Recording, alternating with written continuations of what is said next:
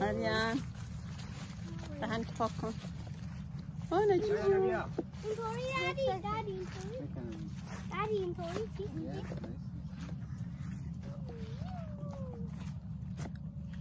Arash, what are you doing? Eating cherry. Can I see it? I spit the. It's gonna grow again. اردیش میره خانه گفتم ما یک تیم هستیم. What? How old is he? Oh, 5. 4. 7. 5 and a half? 6. 6. How about Diana? 7? Yeah. Yeah. No, 10. No, actually. 10. No, Diana is 12. گفته No, actually. No, actually. 15. 15. Wow. آرش چقدر چری داره اینجا. Wow.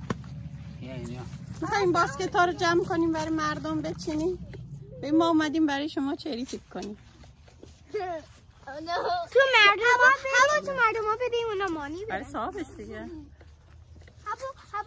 ما تو مردم ها بریم مردم ها تو ما مانی برم. یا بیایم بریم دیگه. مردم مانی نمیدونم خاطر دیگه از ما نیست دیگه از پای بیشتر. من نمیگیرم.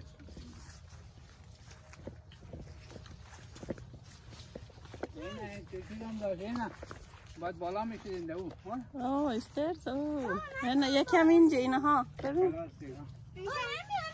حالا که دیگه نمیخوای اینجا نداری اینو همه پیک کردن کندن گیری مونده یه برای پیک کردن این خودشان اینا رو پر میکنن ببین اینجا رسیدم که میدن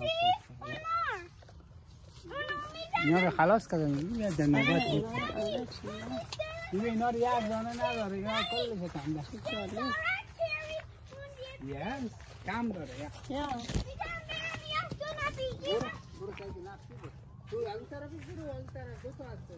ببین واو اینا رو ببین واو